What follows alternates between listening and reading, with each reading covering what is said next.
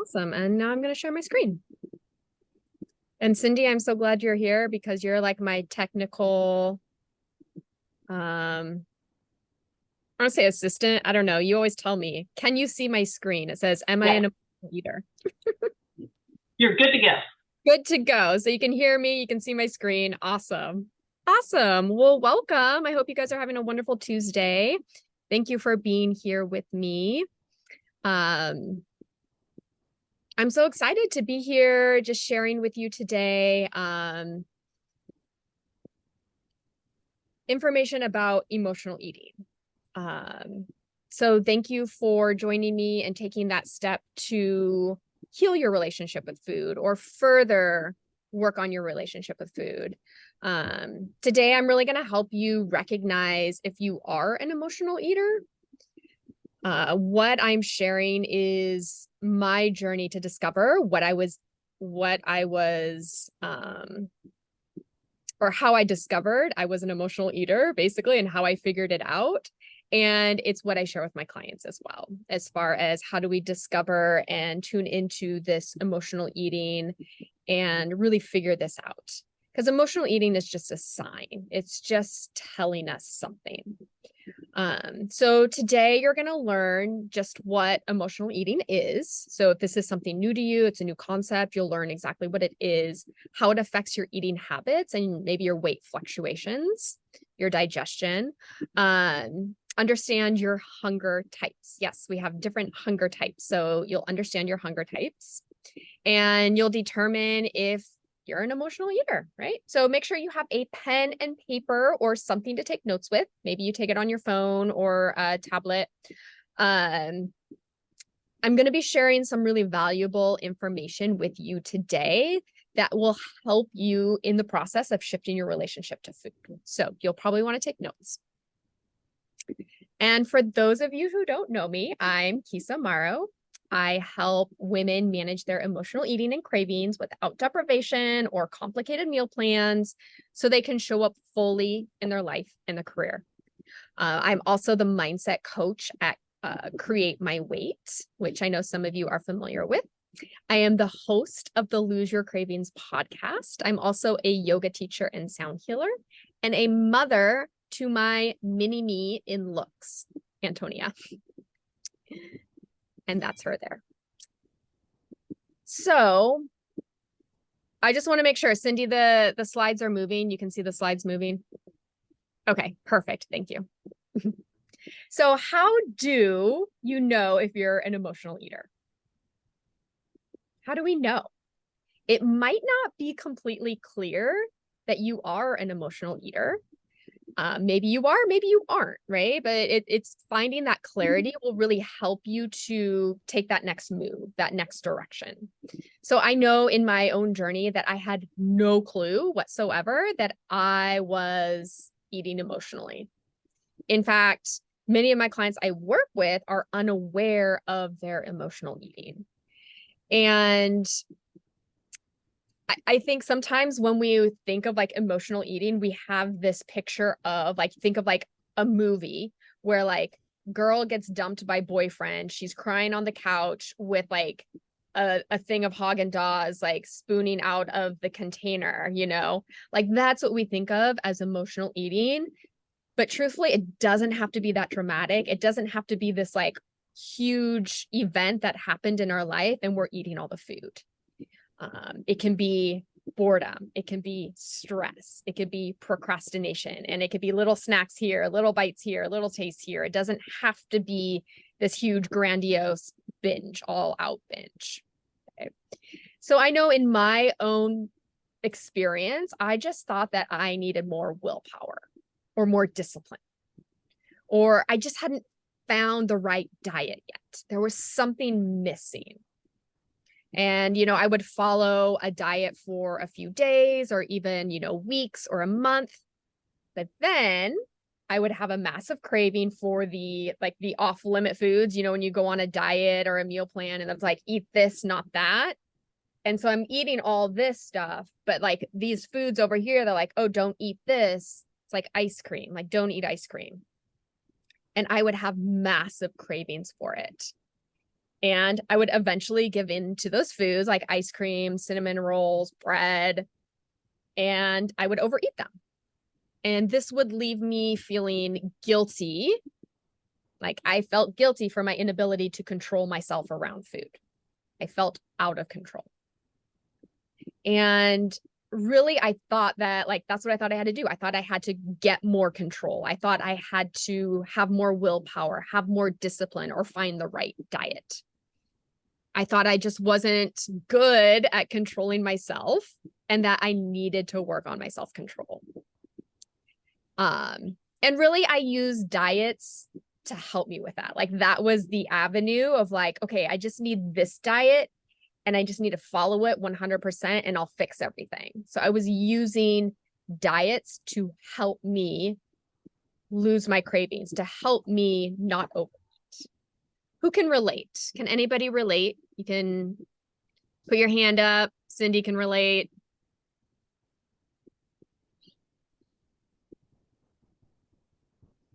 Anybody else? Maybe so. So really it's like kind of like that feeling of being out of control around certain foods and that you just need more willpower or self-control when it comes to eating those foods. Almost oftentimes too, we're like, well, I just need to not have them in the house. I just need to not buy them, not have them in the house. Just if I don't, like, out of sight, out of mind, that type of thing. And really like that can work for a little bit, but it's not the root cause of the issue. It's not the root cause of the overeating. Oh, we got one in the chat. Yes. Okay, awesome. Okay, I got the chat up. Now I'm just learning as we go, right, my friends? Okay, so why what you've tried hasn't worked for you. So here's some things that you've probably tried. Restrictive diets, not eating whole food groups, like getting a whole food group out, like dairy, low fat, no carbs, low carb, no grains, maybe counting calories, paleo, keto, South Beach, counting macros, carnivore diet, that's a new thing. Low carb. That just like out of all the diets, that almost just sounds so awful. The worst. For me, in my perspective of food. Low carb, sugar-free, all the things, detoxes, cleanses, juices, 30-day challenges, more restriction. Like who here has tried a handful of those or all of those, right? You've tried all of these and they may have worked for a while, right? And some of you may have had some success, but you ultimately found yourself overeating or off the diet or on that do not eat list. And in turn, you're ruining all of the progress that you have made.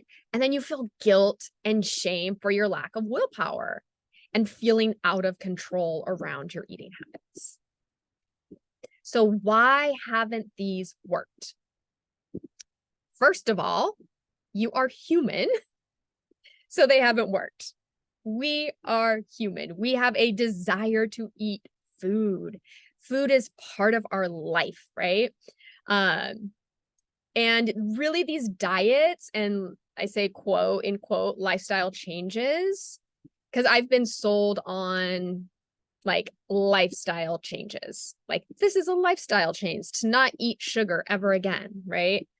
So these lifestyle changes that you're trying to make or you're making, they're not sustainable. Not sustainable, at least to follow them 100% and for the rest of your life. Okay, awesome. Cindy says, I didn't know that I was an emotional eater. Yes, Cindy, remember that. You're like, wait, what?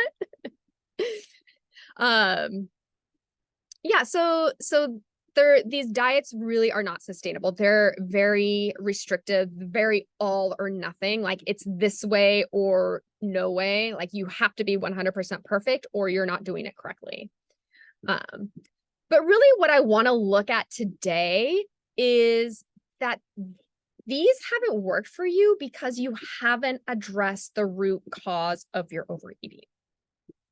And that is usually an emotion, usually an unwanted emotion. Okay. So what exactly is emotional eating? Emotional eating is eating food in response to an emotion. And it's usually a negative, unwanted emotion.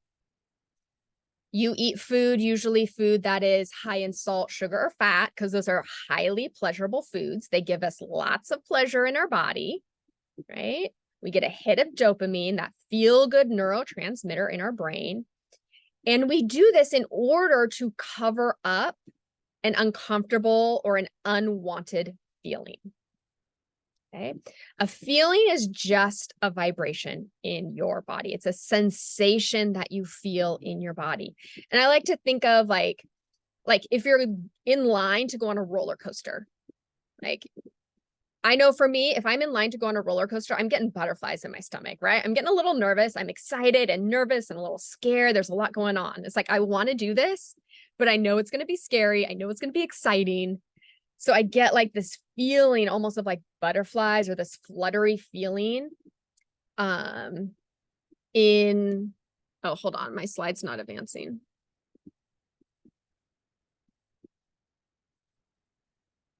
Hold on. Thank you, Cindy. Oh my goodness.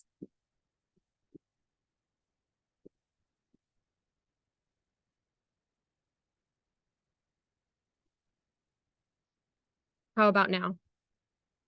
Good. Okay. I don't know if it's just very slow or what. So it's like that feeling is a vibration in the body. So that nervousness you feel or excitement you feel before going on a roller coaster, it is an emotion, right? It's that vibration in your body. And those we don't mind. We're like wanting to go on this roller coaster. It's like, I'm choosing to go on this roller coaster. I know I'm going to feel nervous. I know I'm going to feel excited. And so I'm choosing this, and we almost like that feeling in our body. But then there are some emotions that don't feel as good in our body, right? It could be, sadness, frustration, stress, overwhelm, grief, loneliness. Those emotions are not so comfortable. And we don't necessarily go out and want to like stand in line to feel those emotions. We want to get away from them. We are like, nope, no, thank you. And so we find something to cover it up. So it's a short-term solution to a long-term problem. It's a fleeting solution. We choose food. Sometimes we choose alcohol, like wine, like, oh, I'll have a glass of wine after a stressful day. Or a stressful week. Maybe it is scrolling through social media. Like, I don't want to think about my day, or I don't want to think about like, how many of you have ever like sat in your car before work and you're just scrolling social media until the very last moment where you have to go into work, right? I know I've been there before. Not my current job, but I've been there before. It's we're just trying to get that pleasure for that uncomfortableness, right? So maybe you're bored, right? You're bored. Nobody really likes feeling bored. We don't stand in line to feel bored. So you feel bored, so you look for some chips in the pantry, right? Get that salty, crunchy, like the fat, carb, and salt all together is so rewarding. Maybe you're procrastinating and a granola bar sounds really good, right? I know for me, especially like now in my current job, right? I write podcasts. So I'm standing at my computer and I'm working on an episode and I come up with a block. Like there's a block, or I can't think of the word, or I can't think of like the next sentence to like, or the next bullet point to be talking about. And so my first instinct is like, go get a snack, right? It's like, okay, I can't figure this out. Go get a snack. And then I have to be like, okay, wait, nope, that's not going to fix this problem, right? I'm not hungry. Like I tune in with my body. I'm not hungry. So sometimes we procrastinate, right? Maybe you're stressed and some chocolate would make you feel better. Maybe you're experiencing social anxiety. Sometimes when we get together in groups, we experience social anxiety at a gathering, and eating food helps you feel more comfortable, or having a drink in your hand makes you feel more comfortable and fitting in. So basically, emotional eating is when you eat food to cover up an unwanted emotion. Okay. So next slide. We good to go, Cindy? Awesome, thank you. Okay. So how do we figure out if you're an emotional eater? I know for me, it was a mystery. I didn't know that emotional eating in general existed. I didn't even know it was a thing. I just thought I needed that self-control or willpower. I thought there was something wrong with me. And it wasn't until I started diving in and looking beyond the food that I learned about emotional eating and how it affects our eating habits and our relationship to food. So I started tuning into and understanding my hunger types. Okay. So yes, we have two hunger types. We have physical hunger and we have emotional hunger. And often, if we don't know the difference between the two or how to recognize how they show up in our body, we mistake emotional hunger for physical hunger. Or we just don't know how to address emotional hunger without food. When we've been dieting for so long, this is what happens is we often lose that connection with our body's intuitive signals. So if you think of like a baby will either nurse or they'll have a bottle and they'll drink the milk and then they'll stop when they are full. They will stop. Even though there's still more milk available, they could just eat till their heart's content. But once their stomach is full, they stop, right? So we have these innate signals to know when we are full and when we're hungry. It's just when we have been on diets over the years, over the decades, we rely on this outside source, this diet, this meal plan to tell us when we need to eat and when we need to stop eating, how much we need to eat, what type of food we need to eat. So we're putting all of our trust and our knowing in this outside source, and we lose connection with our internal hunger and fullness signals. Okay. And we ignore them too, oftentimes. Like when we're on a diet, how many times have you been hungry and you're like, oh, well, I already reached my caloric intake for the day, or it's not time to eat yet, or that's not on my meal plan, right? We lose that connection when we stop listening, when we ignore our hunger and fullness signals. Okay, so let's look at the difference between emotional hunger and physical hunger so you can start to recognize each of them in your body so you can address them in the way that serves you. Okay, but I wanted to share, before I learned about these two types of hunger, I was so disconnected from my hunger signals. I really thought that my body needed the sweet thing after dinner. It was like, no, I need this. Like, this is what I need. Like, I'm still hungry. And the desire was so strong and compelling that I didn't realize that it was emotional hunger. I just thought I was still hungry, or that it was just what my body needed. Right? I had no clue. But once I learned to tell the difference between the two, the physical hunger and emotional hunger, right? And what to do with each one of them. So like if you're feeling physical hunger, you're going to approach it in one way. If you're feeling emotional hunger, you're going to approach it in a different way. Okay. And once I learned the difference between each of them, I was able to address them each properly.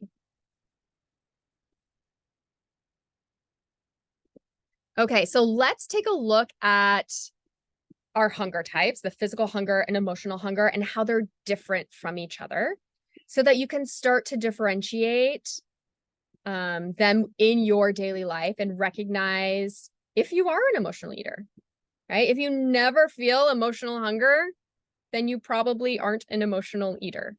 However, that is very rare if we're struggling with weight or with weight fluctuations, with our relationship with food. There's usually some sort of emotional hunger, emotional eating component to it. Okay, so emotional hunger isn't satisfied once you're full. Once you're physically full, you're wanting more and more, often eating until you're uncomfortably full, uncomfortably stuffed. Physical hunger, on the other hand, doesn't need to be stuffed, right? And you feel satisfied when your stomach is physically full. Right? You're like, okay, I've had enough food. Emotional hunger isn't located in the stomach. So rather than like a growling belly from hunger pains in your stomach, you feel your hunger as a craving you can't get out of your head. Sometimes we can feel it in our mouth, like our mouth salivas, or we just feel like I have mouth hunger. Some of us are familiar with that term, like mouth hunger. Like I just want this texture or that texture or this taste or that taste. Okay. We want specific textures, tastes, smells. Okay. I just want something crunchy. Okay. And if that comes into your head, like I just want something sweet, I just want something crunchy, I just want something smooth and creamy, that's a telltale sign that you are experiencing emotional hunger.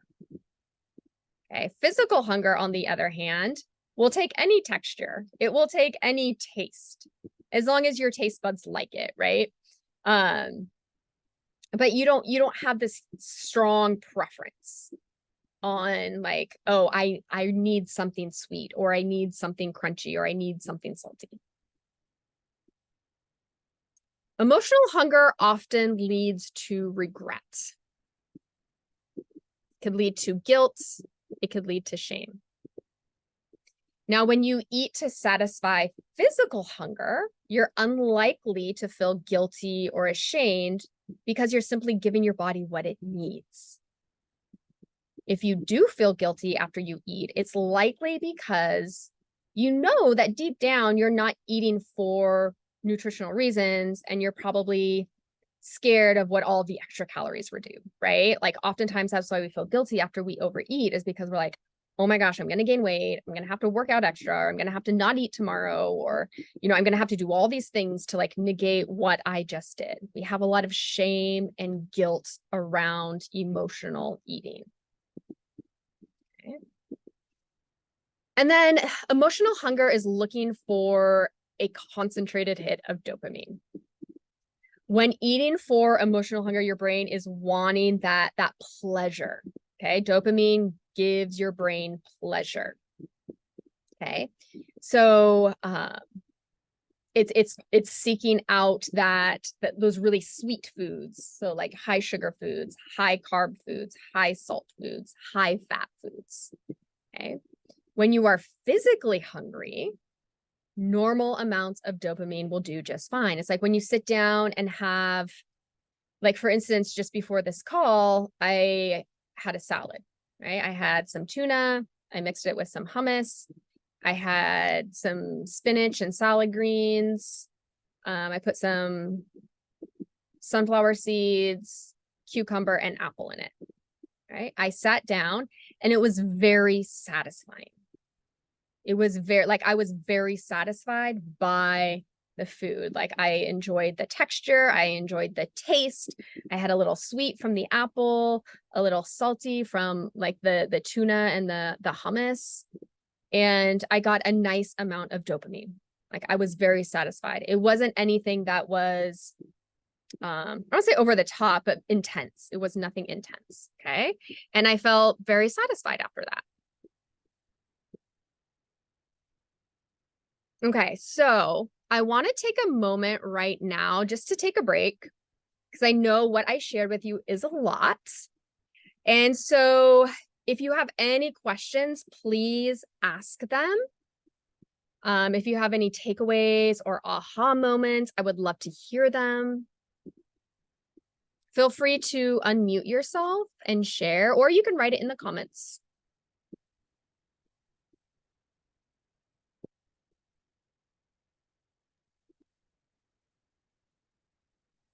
Still find I have the emotional eating. I just don't eat now. I still get that need for a crunch, but I just go for a walk. Okay. Yes. So yeah, Cindy, you've definitely identified that you're an emotional eater. And Cindy and I have worked together. And so we've been through this process of identifying, like, why do I overeat? Like, what's going on for me? And understanding that, like, oh, I eat when I'm bored, I eat when I'm stressed.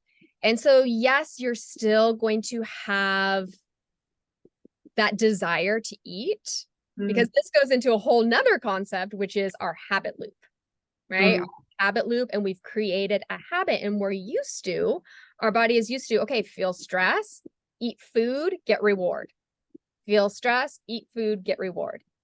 And now, Cindy, you're at this place where you might feel stress and you have this desire to eat the food, but you're like, oh no, that's not going to support me. That's not what I want long term. I'm going to do something else to help me with my stress. I'm going to go for a walk. Awesome. Thank you for sharing, Cindy. Would anybody else like to share?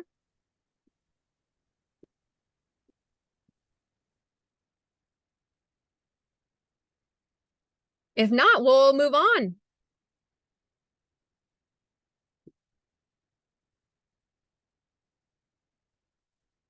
Okay. So we just talked about physical hunger and emotional hunger in our body. And these are our two hunger types. So I want you to notice when physical hunger shows up for you. Do you recognize it?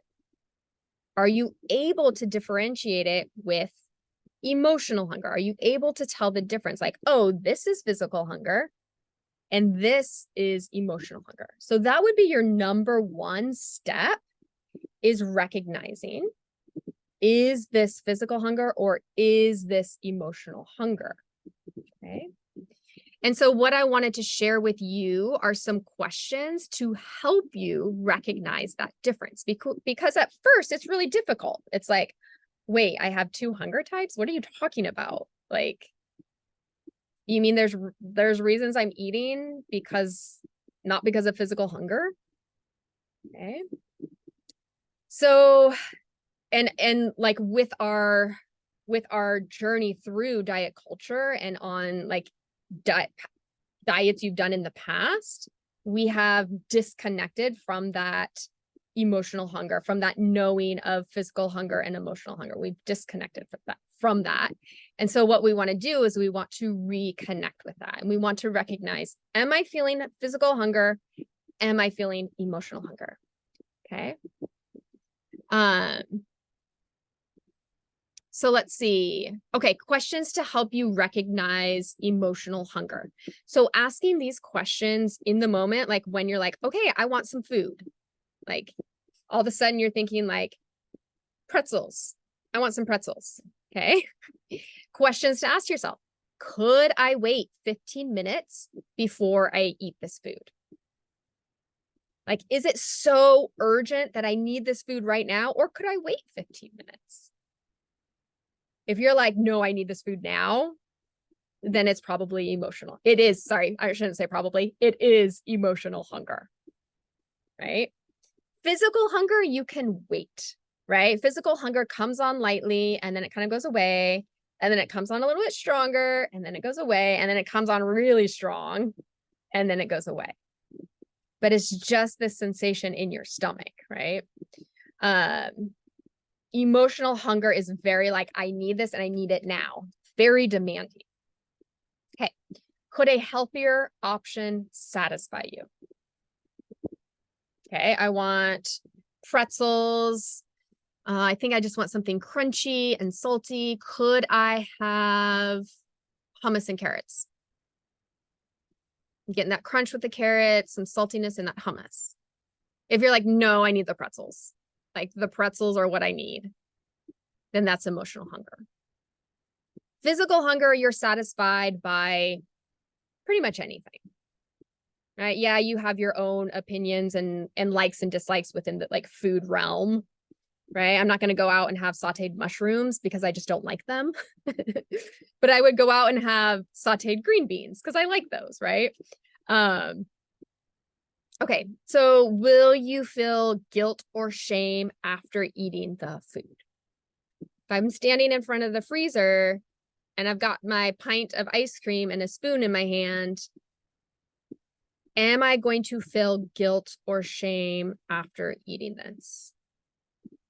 Okay. Before, I would say yes, because I would sit down and eat that whole thing. That is emotional hunger. Now I can scoop a serving out, put it in a bowl, and eat that and be satisfied and move on. Okay. So if there's that feeling of guilt and shame after eating it, that's emotional hunger. Okay. Another great question is, how long has it been since you last ate? So if I ate 20 minutes ago and I'm craving sweets, emotional hunger. If I'm craving salty, emotional hunger. Right? If you had a meal 20 minutes ago, your body is physically full. If it was 3 hours ago, 4 hours ago, then hey, you might be physically hungry because it's been a while since you ate last. Right? Are you feeling an uncomfortable feeling such as sadness, anger, frustration, boredom, loneliness, agitation, irritation? Is there some sort of emotion that you don't want to feel right now? Especially like we get home from work and we grab a snack from the pantry. And it's usually a crunchy, salty snack or a sweet, tasty snack.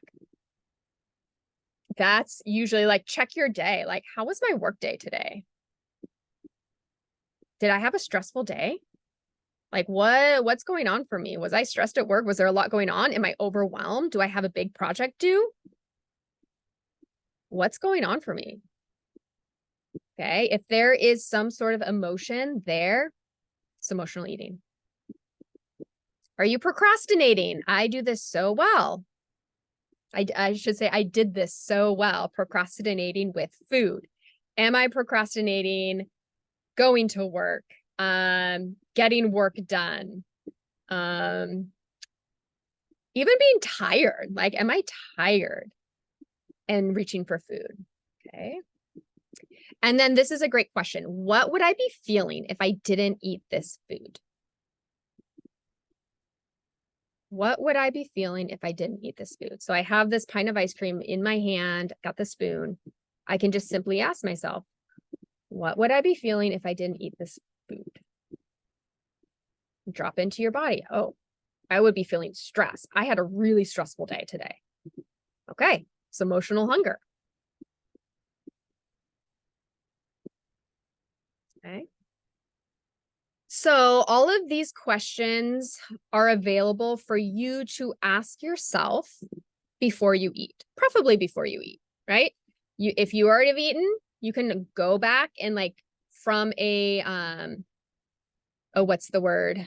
Like looking back, you can still ask these questions, right? It's never too late, right? We don't want guilt or shame through this process. Like, oh, I screwed up. I already ate the food. It's too late. No, it's okay. Thinking back on reflective. Thank you. That's the word I was thinking, reflective. If I'm reflecting on this, like taking me back to that moment before I ate the food, could I have waited 15 minutes before I ate the food? Nope. Okay, it's emotional hunger. Could a healthier option have satisfied me? Nope, I had to have the pretzels. Nothing else would do. Emotional hunger. Okay. So All of these are questions you can ask yourself to help you differentiate, is this physical hunger or emotional hunger? And learning to determine if you are physically hungry or emotionally hungry will be the key skill to understanding your desire to eat, understanding your emotional eating. Okay. So why do we want to know if we're an emotional eater? Like, what's the point of all of this? Why are you telling me this? Why do you want me to tune into my physical hunger and my emotional hunger? Okay.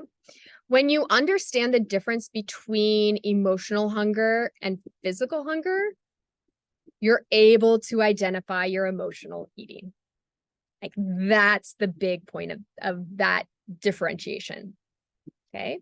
Because when you're physically hungry, when you're like, oh, this is physical hunger, you just eat, right? You satisfy your physical hunger with food, whether it's a snack, whether it's, a bunch of water, whether it is a meal. Okay. You satisfy yourself. Emotional hunger, on the other hand, is we address that in a different way. We do not address it with food, right? Emotional eating is a message. It's not something to be ashamed of or want to go away, right? We're like, oh, if I only just didn't do this, right? And oftentimes we resist our emotional eating. We get mad at ourselves for overeating or eating a pint of ice cream. But when we resist our emotional eating, we are missing out on a big message our body is trying to tell us. Okay? Emotional eating is just telling us that we need something, that maybe we need more comfort. Maybe we need to slow down. Maybe we need companionship. Maybe we need to build confidence in ourselves. Maybe we need to have our own back. Maybe we need to go out for a walk, right? You have an unanswered need and you are trying to answer it with food. The only problem is that you're covering up the actual issue and not addressing the root cause. Food will never fix the problem. It will never fix the stress. It will never fix the loneliness, the overwhelm, the agitation, the irritation, the grief. It will never fix it. It's just a temporary solution to a much deeper situation or problem, or, I don't want to say issue. What's the word? Something that your body is telling you. Okay. So I like this analogy that emotional eating is like taking an infected cut and putting a Band-Aid over it without cleaning it out. Right? So when you look at it, it looks like you took care of it. Put a Band-Aid on the cut. Looks like it's taken care of. It was easy and it didn't hurt. Right? But guess what?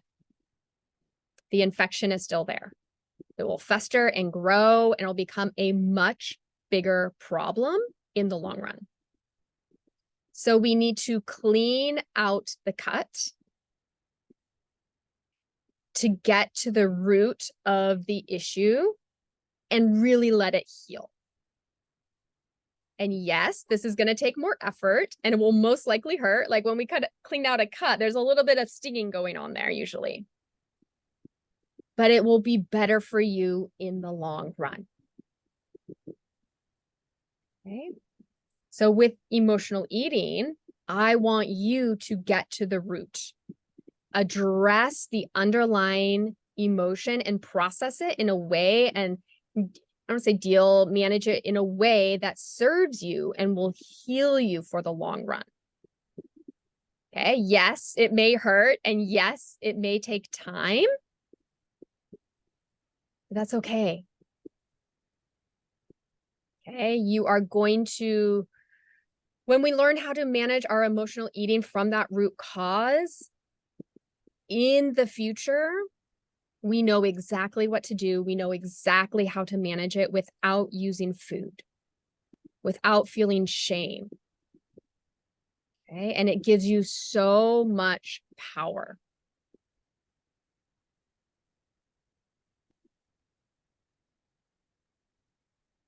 Okay, so I would love to hear what is one insight or takeaway from today's workshop that you've learned, maybe an aha moment. You can feel free to write it in the comments or feel free to unmute and come on.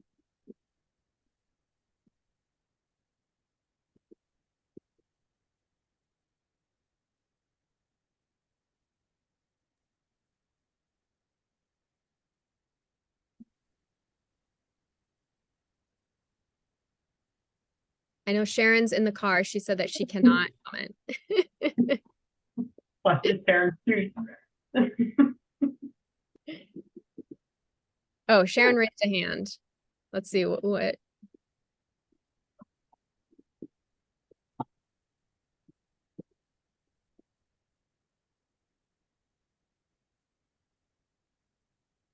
Any takeaways from the talk today? Just determining I was an emotional eater was a huge difference. Mm-hmm. Huge difference for me. Yeah. Still don't like sitting in the emotion, but yeah, I'm working on it. Right. And yes, it is a process.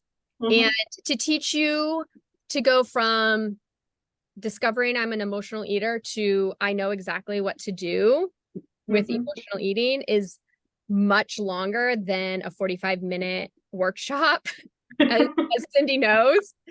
But what we want to do is have you really recognize and notice, like, what is going on for me? And it's nothing to be ashamed of. And once we really recognize, oh, I am feeling some emotional hunger here. Okay. How do I manage my emotional hunger in a way that serves me in a way without food? Okay. And then I want you to think about what's one thing you will do to help you recognize your emotional eating, your emotional hunger. Okay. You can either share it or you can think about it, write it down. But I want you to take away some information and apply it. This is how we make change, right? Because listening to this talk and gaining this information is one thing. That's passive action. But applying it and doing the work is the second step, massive action. So what's one thing you will do to help you recognize your emotional hunger? Will you maybe stop, like the next time you like go to grab food, maybe take a breath and be like, okay, is this physical hunger? Is this emotional hunger? Like, could I wait 15 minutes? Would a healthier option do? Is there an emotion attached to this? Right? Maybe that's one thing you do. Or maybe you, like, at the end of the day, you look back on your food and you think about, like, okay, when I was eating this, was I trying to hide from an emotion? Or like what was going on for me? So think about that. What's one thing you will do? One thing I would do. Hi, Sharon. Hi. Okay. I think I had to get back to your picture. Um, what really hit home with me is when you were talking about crunchy. Mm. Because that's what I like. Is I'll want something crunchy, and and I realize, aha, Yeah. yes, this is suggesting the carrot, but I'm usually thinking of something less nutritious when I think crunchy. But now I will be watching for a carrot.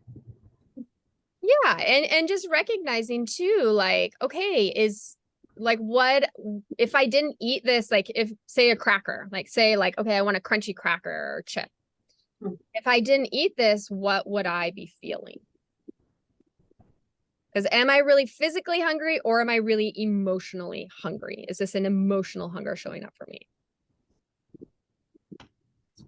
Usually an emotional Mm-hmm. hunger, I'm pretty sure. Yeah. Yeah. So we recognize, okay, this is an emotional hunger. Okay. And then we go into how do we address this emotion in a way that serves me? Like, what do I need to help me satisfy this emotion, to help me with this emotion? So I guess the next step for you, Sharon, would be like, okay, what emotion is it? What is this emotion that I'm trying to cover up with these crackers, with this crunchiness, this texture? Right. Yes. Okay. Okay. Okay. Awesome. Any other takeaways?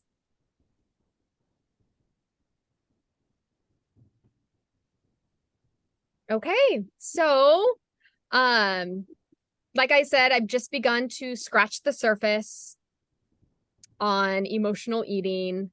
And if you want to learn more about emotional eating, cravings, overeating, or body image, here's how you can learn more. So, I am the host of the Lose Your Cravings podcast. It's absolutely free. You can go on to Apple Podcasts, iTunes, Stitcher, Spotify, Amazon, pretty much anywhere you listen to podcasts, you can look up Lose Your Cravings and I will pop up. Listen to my podcast. I have over 100 episodes, lots of tools and resources there. Okay. And then next, I have the Lose Your Cravings Patreon community. So if you want to start taking that massive action that I mentioned, meaning working on your relationship with food, or maybe you're not sure of like one-on-one coaching is for you, like I'm still kind of diving into this, I'm still exploring and I want to learn more, then this is a great community for you. I give monthly workshops. So this month we talked about body image and other, mostly I talk about mindset. So like we talked about diet culture, we talked about like this cruelty mindset. So we have workshops, I have behind the scenes, and I have worksheets that go along with the Lose Your Cravings podcast to help you dive deeper into the topics we shared. And then if you are ready to work on your emotional eating and learn how to understand and manage it and really find that root cause, then I invite you to work with me one-on-one through my Transform Your Cravings program. And in this program, we work together one-on-one to really help you understand your emotional eating and cravings so you can manage them, reduce overeating, and gain body confidence. So really, we can drop the food drama and you can show up fully in your life, in your career. So if you are interested in booking a call with me, I'll put all the links for my podcast, my Patreon, and my calendar in the comments. And then if you're watching the replay, I will put them in the replay email. So I'll send I'll send an email out with the replay and then the links to how to work with me further, whether it's the podcast, the Patreon, or one-on-one program. I love the Patreon stuff. Thank you, Cindy. Yes, Cindy and Sharon are both Patreon members. I love it. I'm really excited about it. It's a newer community that I have started, I don't know, 4 months ago. Yeah, I think so. But yeah, I'm really enjoying it because it gives us a chance to be a little more intimate. Like the podcast, I'm just like talking to, I don't say the masses. It's not like everybody's listening, but like I'm just talking, right? Right. But in the community, it's like, okay, let's deep dive a little bit further. And, you can comment on things and I'll respond. So it's great. Yeah, I still have to do the body image one, but even the recipes are fun. Oh yeah, you've tried a lot of the recipes, Cindy. Yeah, awesome. Still like the Moroccan chicken. Moroccan chicken is one of my favorite. I love that. It's definitely, and like my whole family likes it. So, so yeah. So awesome. Any other last questions before I let you go? No. Okay. I just want to thank you all for joining me, taking time out of your day to be here to help you understand your emotional eating, and really help deepen your understanding of emotional eating and identify if you are in fact an emotional eater. And I hope to see you all in the future. you, Kisa. You're welcome. We'll see you later. Bye. Bye.